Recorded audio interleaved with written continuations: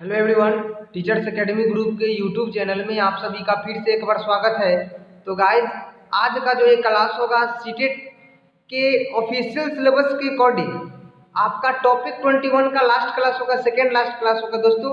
और इस टॉपिक के बाद आपका आज सीडीपी का जो भी कंटेंट है वो कंप्लीट होने वाला है, क्योंकि हम लोग टॉपिक 1 से लेकर के टॉपिक 21 तक कंटिन्यूअसली अभी सीडीपी सेक्शन का प्रिपरेशन किया है। इसके बाद जस्ट हम लोग चर्चा करेंगे हिंदी पेडागोजी पे।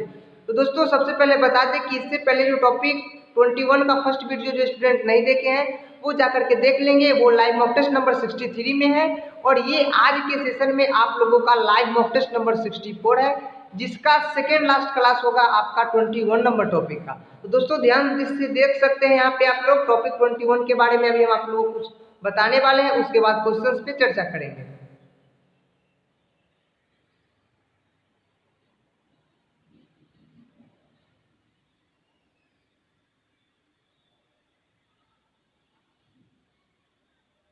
चलिए, तो देखिए 21 नंबर जो आपका सिलेबस में जो दिया हुआ है, अभिप्रेरणा एवं अधिगम, जिसे हम लोग इंग्लिश में मोटिवेशन एंड लर्निंग कहते हैं। तो दोस्तों ध्यान से सुनिएगा, अभिप्रेरणा जो है व्यक्ति को किसी कार्य को लगातार करने की ऊर्जा प्रदान करता है। जैसे अभी एक एग्जांपल देंगे, क्योंकि आपका जो ये सेशन है बहुत ज़्यादा इंटरेस्टेड होने वाला है और आपके डिस्प्ले पे जो दिख रहा है कि कितना ज़्यादा इंपॉर्टेंट टॉपिक है, यहाँ पे देख लीजिए। आपको एक बार भी स्किप करने का मन जो है नहीं करेगा। क्यों स्किप आप नहीं कीजिएगा, ये आप खुद हमें बताइएगा। क्योंकि देखिए 2011 में 2 क्वेश्चन इससे पूछा है, 12 में 1 क्वेश्चन पूछा, 13 में 1 क्वेश्चन, 14 में 5 क्वेश्चन पूछा, 15-16 में मिला के 2-2 क्वेश्चन पूछा। ठीक है, तो भी हम बताने वाले हैं आपको, ध्यान से सुनिएगा कि ये जो मोटिवेशन चैप्टर है, मोटिवेशन यानी अभिप्रेरणा, प्रेरणा क्या होता है। तो अभी प्रेरणा को हम लोग मोटिवेशन कहते हैं, जो लैटिन भाषा के मोटम शब्द से लिया गया है। ये तो खैर चर्चा पहले ही कर चुके हैं फर्स्ट वाली वीडियो में, सेकेंड वीडियो भी है। यहाँ पे हम लोग टोटली 15 क्वेश्चंस के बाद चर्चा करेंगे, यानी 15 क्वेश्चन पहले के सेशन में किए हैं, बाकी बचा 15 क्वेश्चन इस सेशन में करेंगे।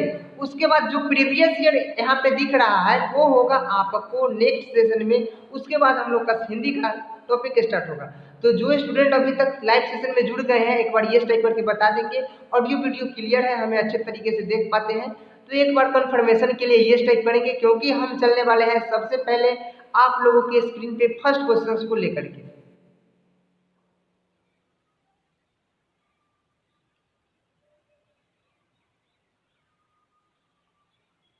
देखिए गाइस, हम जो है पहले ही आप लोगों को बता चुके हैं कि टोटली 16 क्वेश्चंस हम पीछे के सेशन में किए हुए हैं, यानी लाइव मॉक टेस्ट नंबर 63 में, और ये हमारा 64 नंबर मॉक टेस्ट है। हम लोग कंटिन्यूअसली मॉक टेस्ट नंबर 1 से स्टार्ट करके 64 यानी 65 यानी 65 क्लास में हम लोग का सीडीपी कंप्लीट। और कोई क्लास जो है गाइस 15 से 20 मिनट से बड़ा सेशन नहीं है, 2-3 सेशन होगा 40 मिनट का, नहीं तो सभी सेशन 10 से 15 मिनट का सेशन है। और वो भी आपका जो है सब में क्वेश्चंस 15 प्लस क्वेश्चन से डिस्कशन कराए गए। तो अब हम लोग आंसर पे आएंगे। क्वेश्चन देखिए, सीखने में प्रेरणा का स्थान अत्यंत महत्वपूर्ण है। जैसे किसी भी बालक को सीखने के लिए अभी प्रेरित होना, मोटिवेट होना बहुत जरूरी है। शिक्षक का कार्य क्या है, सबसे पहले बच्चे को पढ़ाने से पहले उसको मोटिवेट करना। तो जब तक बच्चे मोटिवेट नहीं होंगे तब तक सीखेंगे नहीं। तो इसलिए कहा गया है कि सीखने में जो है, सीखने में प्रेरणा जो है एक सड़क का कार्य करता है। और यह कथन किसके द्वारा कहा गया है बताइएगा, पहले ही हम आप लोगों को बता दिए थे। ठीक है, आप लोग कमेंट करके हमें इसका आंसर बताइएगा। तो देखिए महत्वपूर्ण है, क्योंकि इससे बालक में व्यक्तिगत विभिन्नता की कमी होती है। बात तो बिल्कुल गलत है, इंडिविजुअल डिफरेंसेस सभी में होती है। शारीरिक विकास होता है, जी नहीं। अभिप्रेरणा में क्या होता है कि सीखने में अभिप्रेरणा का अत्यंत महत्वपूर्ण स्थान है, क्योंकि अनुशासन की भावना का विकास होता है, डिसिप्लिन। ठीक, अनुशासन की भावना का विकास होता है। सामाजिक गुण सीमित नहीं होते हैं, जो हमारा जो गुण जो है और बढ़ता है। चलते हैं नेक्स्ट क्वेश्चन 18 का। सेशन के पहला क्वेश्चन का ऑप्शन सी है, और जिनका भी सी है बिल्कुल करेक्ट है। जो स्टूडेंट जुड़े हुए हैं एक बार सेशन को शेयर कर देंगे, ताकि आपके जो भी फ्रेंड्स इस सेशन में नहीं जुड़े हैं वो एक बार फिर से जुड़ जाएंगे। ठीक, 18 नंबर क्वेश्चन पे हम लोग चर्चा करेंगे।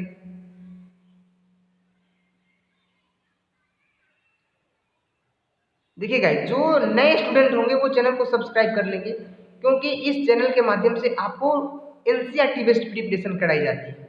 ठीक, 18 नंबर क्वेश्चन देखिए, अधिगम के संदर्भ में निम्न में से क्या सही है? अधिगम लर्निंग, जिसे हम लोग सीखना भी बोलते हैं, तो सीखना जो है जीवन पर्यंत चलने वाली एक सतत प्रक्रिया है। ठीक, जन्म से लेकर कर्म तक बालक कुछ न कुछ हमेशा सीखते रहता है और किताब में इसे हम लोग अधिगम के नाम से जानते हैं। यहाँ पे अधिगम का मतलब सीखना होता है। ठीक, तो इसका हम लोग ऑप्शन देखेंगे, यह एक निरंतर चलने वाली प्रक्रिया है। बात तो बिल्कुल करेक्ट है। अधिगम एक यह विकास की प्रक्रिया है। जैसे विकास जीवन पर्यंत चलते रहता है, वैसे ही अधिगम भी जीवन पर्यंत चलते रहता है। वृद्धि जो है एक समय पे जाकर के रुक जाता है, लेकिन डेवलपमेंट विकास नहीं रुकता है, ये भी जीवन पर्यंत चलते रहता है। तो अधिगम का संबंध विकास से है। अगर बालक कुछ सीख रहा है यानी उसमें डेवलपमेंट हुआ है, विकास हुआ है। ऑप्शन बी भी करेक्ट है।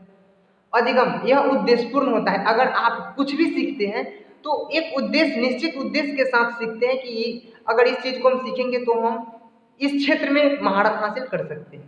तो सीखना जो है हमेशा उद्देश्यपूर्ण होता है। ये जब हम अधिगम चैप्टर पढ़ाए थे, बताए थे कि सीखना जो है, अधिगम जो है उद्देश्यपूर्ण होता है।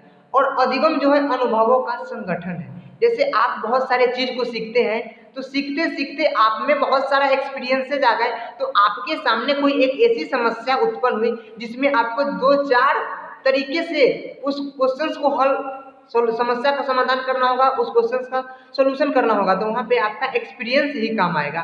तो वहीं पे होगा कि यह अनुभवों का संगठन है। यानी हमारा option A B C D तीनों ऑप्शन सही है, यानी ऑप्शन नंबर डी की ओर टिक करेंगे। आप लोग समझ रहे हैं तो यस टाइप करके हमें कंफर्म करते रहिए। चलते हैं नेक्स्ट क्वेश्चन पे, 19th नंबर क्वेश्चन पे।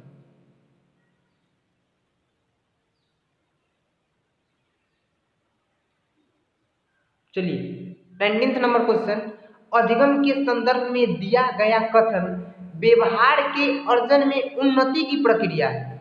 अधिगम के संदर्भ में दिया गया, अधिगम के संदर्भ में दिया गया कथन व्यवहार के अर्जन में उन्नति की प्रक्रिया को सीखना कहते हैं, किस मनोवैज्ञानिक का है? देखिए क्वेश्चन आप लोग समझे नहीं होंगे क्योंकि थोड़ा सा मिस्टेक हमसे हुआ था, फिर से सुनिए। यहाँ पे आपका जो यहाँ से क्वेश्चन यहाँ तक है कि व्यवहार के अर्जन में उन्नति की प्रक्रिया को सीखना कहते हैं। अधिगम के संदर्भ में यह कथन किस मनोवैज्ञानिक का है? अब क्वेश्चन समझ गए होंगे। ठीक, अब आंसर कीजिए 19th का। 19th नंबर क्वेश्चन का आंसर करना है आप लोगों को जल्द से जल्द। देखिए ये कथन है आपका स्किनर महोदय का। ठीक, स्किनर एक मनोवैज्ञानिक है जिनका कथन है कि व्यवहार के अर्जन में उन्नति, यानी हमारे बिहेव में जो चेंजेस हुआ है उसको हम लोग सीखना कहते हैं। यह कथन है स्किनर का। ठीक, चलते हैं next question 20th number question, अधिगम में अभिप्रेरणा का क्या महत्व है? अधिगम में सीखने के दौरान मोटिवेशन कितना ज्यादा इंपॉर्टेंट रोल प्ले करता है हमारे लर्निंग के समय, यानी हमारे सीखने के समय? मोटिवेशन बताइए। यह छात्रों में उत्सुकता उत्पन्न करती है, छात्रों को कार्य के लिए आंतरिक ऊर्जा प्रदान करती है, यह छात्रों में नैतिक मूल्यों को बढ़ाता है, और ऑप्शन डी है उपरोक्त में से सभी। देखिए जैसे आप लोग का जो मोटिवेशन है, पहले हम आपको मोटिवेट करेंगे पढ़ने के लिए। तो आप देखिए मोटिवेशन का मतलब ही होता है किसी कार्य को करने में ऊर्जा प्रदान करना। आप मोटिवेट होकर किसी भी कार्य को करेंगे तो आप में उत्सुकता आ जाएगी कार्य करने के लिए। तो वही जो आपका जो उत्सुकता है वह अभिप्रेरणा का ही एक उदाहरण है। ऑप्शन ए हमारा करेक्ट है। ऑप्शन भी है कि छात्रों को कार्य करने के लिए आंतरिक ऊर्जा प्रदान करके। देखिए मोटिवेशन जो है आपका, ये आपको आंतरिक और बाह्य दोनों रूप में मिलता है। तो ऑप्शन बी भी करेक्ट है। ऑप्शन सी, यह छात्रों के नैतिक मूल्यों को बढ़ाता है। बिल्कुल मूल्यों को बढ़ाता है। जैसे समाज में अगर किसी के द्वारा नैतिक कार्य किया जाता है तो हम उस कार्य को देख करके खुद प्रेरित होते हैं कि हमें भी आगे चल करके इन्हीं के द्वारा बताए गए रास्ते का फॉलो करना है, इन्हीं के इनका जो दिया गया समाज को जो धरोहर है उसको संरक्षित करेंगे और इसको आगे बढ़ाएंगे। देखिए नैतिक और अनैतिक, नैतिक जो समाज में जिसको मान सम्मान मिलता है वो नैतिक होता है, और जो जिसको समाज स्वीकार नहीं करता है वो अनैतिक होता है। आप लोग इसको भी डिफरेंस समझ गए होंगे। तो ऑप्शन नंबर डी जो है हमारा बिल्कुल करेक्ट होगा। यहाँ पे चारों ऑप्शन हमारा सही है। चलते हैं 21 नंबर क्वेश्चन पे।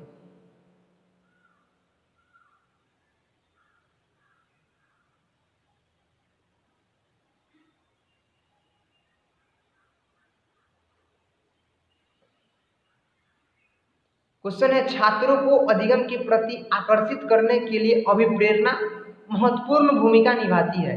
इसे बढ़ाने के लिए शिक्षकों को क्या करना चाहिए?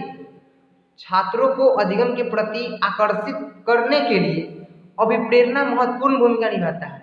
अब अभिप्रेरणा बढ़ाने के लिए शिक्षकों को क्या करना चाहिए बताइए। 21 नंबर क्वेश्चन का आंसर आपको करना है जल्द से जल्द। ऑप्शन 1 है छात्रों के मध्य प्रतिस्पर्धात्मक वातावरण उपलब्ध कराना चाहिए, अच्छे विद्यार्थियों को पुरस्कृत करना चाहिए। ऑप्शन सी है पढ़ाए जाने वाले विषय की उपयोगिता हो, और ऑप्शन डी है उपरोक्त में से सभी।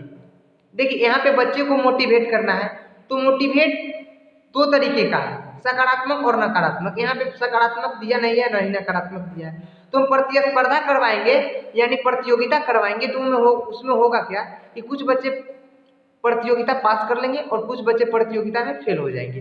तो यहाँ पे मोटिवेट दोनों रूप से होंगे बच्चे, कुछ सकारात्मक और कुछ नकारात्मक रूप से। तो हमारा ऑप्शन नंबर 1 तो बिल्कुल करेक्ट है। अब जो बच्चे पास करेंगे प्रतियोगिता उनको तो पुरस्कृत करना ही करना है, और पढ़ाए जाने वाले विषय की उपयोगिता होनी चाहिए, यानी जो विषय वस्तु हम पढ़ा रहे हैं बच्चे की दैनिक चर्या में यानी दिनचर्या में कितना ज़्यादा उपयोगी है वो भी उसको ध्यान में रखेंगे, तो वो भी मोटिवेट का ही काम करेगा। जैसे जल संरक्षण, हम लोग जल संरक्षण के बारे में पढ़ेंगे तो बच्चा जो है अपने दैनिक जीवन में जल के संरक्षण के बारे में सोचेंगे कि हमें आने वाले समय में जल को कैसे ऑब्जर्व करके अभी से ही रखना है, ताकि आगे के समय में हमें जल की दिक्कत की सामना न करना पड़े। तो ऑप्शन सी भी करेक्ट है, यानी ऑप्शन नंबर डी। यहाँ पे हमारा चारों ऑप्शन करेक्ट है। चलते हैं 22 नंबर क्वेश्चन पे।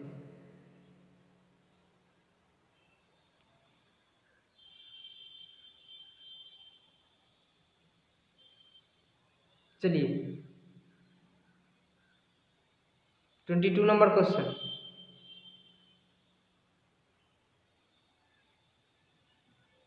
आंसर कीजिए। शिक्षक एक राष्ट्र निर्माता होता है, इस दृष्टिकोण से यह जरूरी है कि शिक्षक भी पढ़ाने के प्रति अभिप्रेरित हो। जैसे हम अभी पढ़ा रहे हैं आप लोगों को, एकदम हम मोटिवेट है, ये नहीं कि हम आपको फोर्सली, हमें अंदर से कोई मन नहीं पढ़ाने का जबरदस्ती पढ़ा रहे हैं, ये नहीं, हम आंतरिक रूप से अभिप्रेरित है। यहाँ शिक्षकों से संबंधित अभिप्रेरणा का क्या अर्थ है बताइए। आप भी एक टीचर हैं, आप भी छोटे छोटे बच्चे को पढ़ाते होंगे, आप मोटिवेट होते हैं, इसका क्या मतलब है? ऑप्शन 1 है एक सफल प्रेरक के रूप में छात्रों के समक्ष स्वयं को प्रस्तुत करना। बिल्कुल, हम सीटेट क्वालिफाइड है, हम खुद से मोटिवेटेड है और आपको भी मोटिवेट करते हैं कि किस प्रकार पढ़ना है। तो समक्ष रूप से स्वयं को प्रस्तुत करना है सफल प्रेरक के रूप में। ऑप्शन ए हमारा करेक्ट है। ऑप्शन बी छात्रों में जिज्ञासा का भाव उत्पन्न होना चाहिए। बिल्कुल, जब तक छात्र में जिज्ञासा का भाव उत्पन्न है, जिज्ञासा कहने का मतलब कि खोज करके सीखने की प्रवृत्ति का विकास होना चाहिए। हमेशा आपसे बच्चे कुछ न कुछ पूछते रहे, उनमें जिज्ञासा उत्पन्न होनी चाहिए। ऑप्शन बी भी सही है। ऑप्शन सी शिक्षकों को उच्च नैतिक मूल्य प्रस्तुत करना चाहिए। बिल्कुल, और ऑप्शन डी है शिक्षक को पढ़ाने के संदर्भ में नवीन वैज्ञानिक दृष्टिकोण अपनाना चाहिए। जैसे जब हम पढ़ाते हैं तो न्यू टेक्निक का यूज करते हैं ना, नया समझाने का तरीका का यूज करते हैं। तो ऑप्शन नंबर डी बिल्कुल करेक्ट है। और आप लोगों को बच्चों को पढ़ाते समय समझाते समय करना क्या है कि नई TLM का यूज करना है। ठीक, 23 नंबर क्वेश्चन पे चलते हैं। देखिए किन्हीं को कुछ डाउट है क्वेश्चन के कमेंट बॉक्स में, वीडियो के कमेंट बॉक्स में कमेंट करेंगे, और अभी लाइव चैट में आप लोग चैट करते रहिए, हम देख रहे हैं सभी स्टूडेंट का।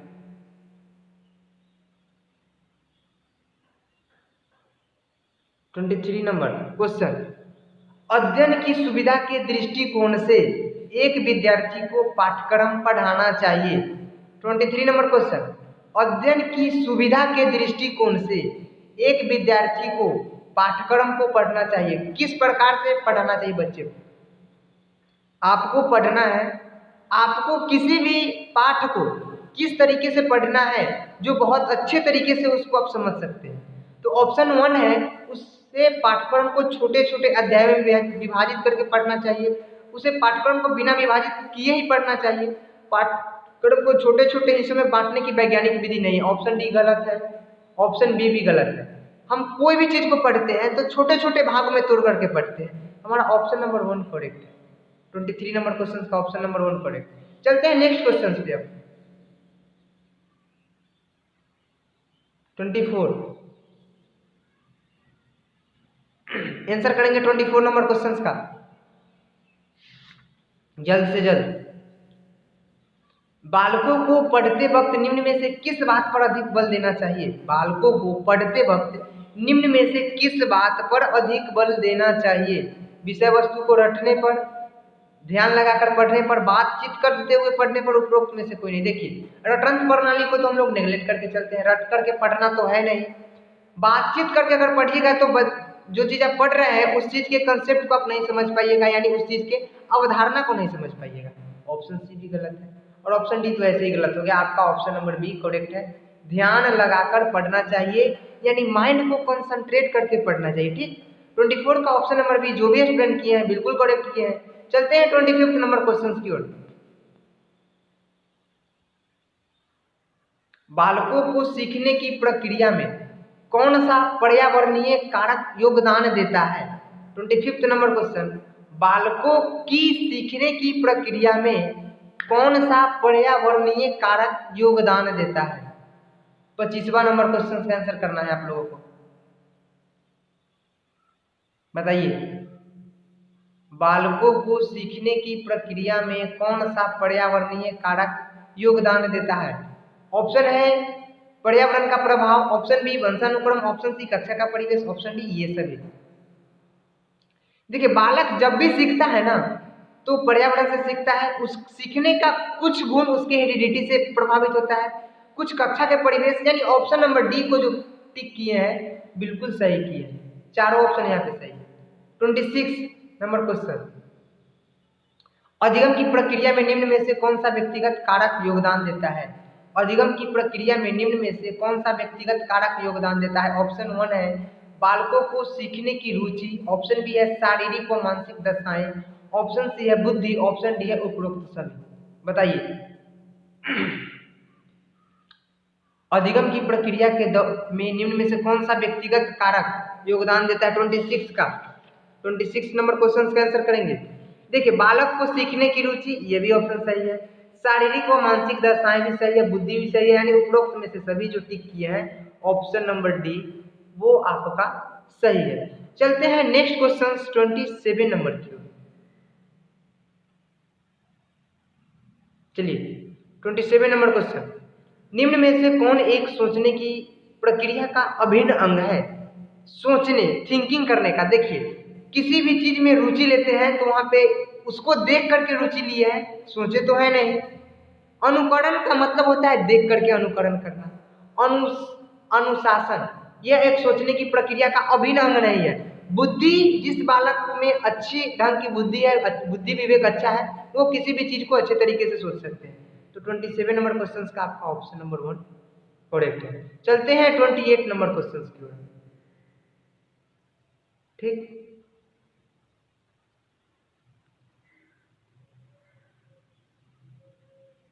इसके बाद टोटली 3 क्वेश्चन और है। 29 नंबर क्वेश्चन के बाद इसके बाद 4 क्वेश्चन। चलिए, निम्नलिखित दिए गए कथनों में कौन सही है? आपको सही कथन चूज करना है। ऑप्शन 1 है बालकों को सीखने के लिए उन्हें प्रेरित करना चाहिए, बिल्कुल करना चाहिए। ऑप्शन बी है बच्चों को सीखने के लिए शारीरिक व मानसिक रूप से स्वस्थ रहना चाहिए, बिल्कुल जरूरी है ये चीज। जब तक आप फिजिकली फिट नहीं होइएगा, मेंटली फिट नहीं होइएगा, तब तक आप किसी भी चीज को नहीं सीख सकते हैं।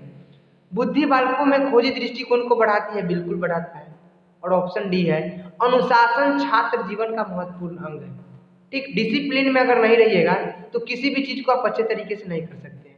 आपका यहाँ पे चारों ऑप्शन सही है, तो चूज कीजिए कि किस ऑप्शन में चारों ऑप्शन के बारे में दिया गया है। तो ऑप्शन नंबर डी उपरोक्त में से सभी। ठीक, चलते हैं 29 नंबर क्वेश्चन की ओर।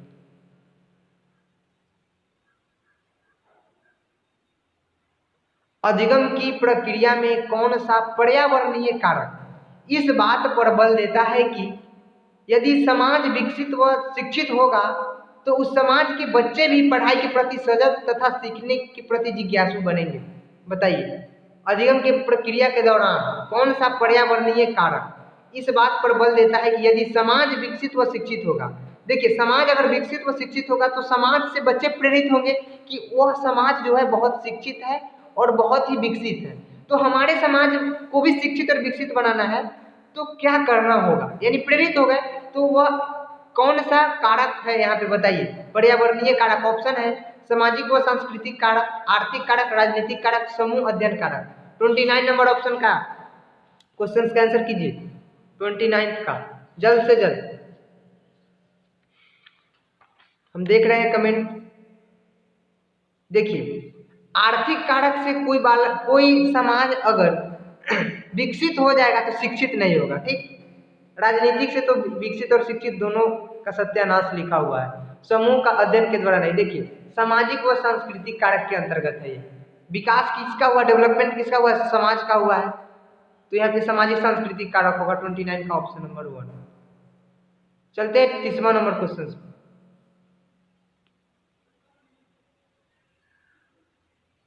क्वेश्चन है, अध्यापकों को शिक्षण के दौरान शिक्षार्थियों को इस बात के लिए प्रेरित करना चाहिए, पाठ्यक्रम का अभ्यास करते रहना चाहिए ताकि पाठ लंबे समय तक याद रहे। अध्यापकों को छात्रों को स्वयं मूल्यांकन पर भी बल देना चाहिए। उक्त कथन किस पर्यावरणीय कारक की ओर संकेत करता है? सामाजिक कारक, वंशानुक्रम। देखिए, अभ्यास एवं परिणाम से संबंधित कारक होगा ये 13 का। जो भी स्टूडेंट ऑप्शन नंबर 1 की ओर गए हैं बिल्कुल करेक्ट किए हैं आंसर, क्योंकि यहाँ पे बच्चे को बार बार पढ़ने के लिए कहा जाता है, नहीं अभ्यास करने के लिए कहा गया है। 2 क्वेश्चन और है गाइस, इसके बाद सेशन को करेंगे एंड। जो नए होंगे वो चैनल को सब्सक्राइब करके वीडियो को लाइक शेयर जरूर कीजिएगा। 31 नंबर क्वेश्चन, अध्यापक कक्षा में छात्रों को समूह अध्ययन एवं विषय वस्तु से संबंधित परिचर्चा के लिए प्रोत्साहित करे। निम्नलिखित कथनों में कौन सी विशेषता समूह अध्ययन की है? समूह अध्ययन वाली विशेषता आपको चूज करना है 31 नंबर क्वेश्चन का। ठीक, यह संवेदनशील छात्रों का समूह होता है, वे अपने लक्ष्य के प्रति समर्पित होते हैं। ऑप्शन सी, विषय वस्तु पर परिचर्चा के माध्यम से इससे संबंधित समस्या का समाधान होता है। और ऑप्शन डी है उपरोक्त में से सभी। तो जो भी स्टूडेंट ऑप्शन नंबर डी की ओर गए हैं बिल्कुल करेक्ट है, क्योंकि ये जो है समूह अध्ययन की विशेषता चारों ऑप्शन है। ठीक, ऑप्शन नंबर डी। चलते हैं आज के सेशन का लास्ट क्वेश्चन पे।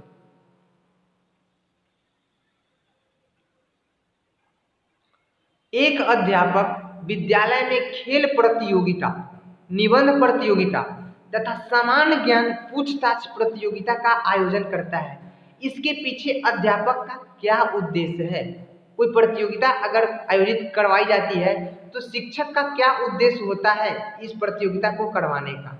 ऑप्शन है, छात्रों के बीच प्रतिस्पर्धात्मक वातावरण का निर्माण करना, छात्र पढ़ाई के प्रति सजग हो, छात्र की अभिरुचि की पहचानना, और ऑप्शन डी है उपरोक्त में से सभी 32 का। देखिए, प्रतियोगिता करवाया गया है यहाँ पे कहाँ, खेल प्रतियोगिता करवाया गया, तो यहाँ पे छात्रों के रुचि का पहचान हो गया।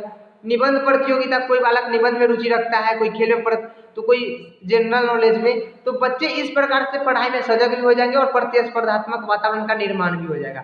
यानी हमारा ऑप्शन नंबर डी बिल्कुल करेक्ट है। अब बताइए कि कोई क्वेश्चन में किन्हीं को कोई कंफ्यूजन है? कोई कंफ्यूजन नहीं है तो हमें ये टाइप करके बताएंगे, सेशन को करेंगे एंड। आज का सेशन आप लोगों को कैसा लगा एक बार कमेंट करके हमें बता दीजिएगा। ठीक है, सेशन आप लोगों को कैसा लगा आज वाला बताइएगा, क्योंकि सेशन को करेंगे एंड, क्योंकि लंबा सेशन हो गया है गाइस। फिर मिलेंगे नेक्स्ट सेशन में, और ये है हमारा टॉपिक 21 का सेकेंड लास्ट। इसके बाद मात्र 12-15 क्वेश्चन और करेंगे, सीडीपी हमारा कंप्लीट हो जाएगा। ठीक, चलिए बाय बाय, टेक केयर, धन्यवाद। फिर मिलते हैं नेक्स्ट सेशन में। जो नए होंगे वो चैनल को सब्सक्राइब जरूर करेंगे।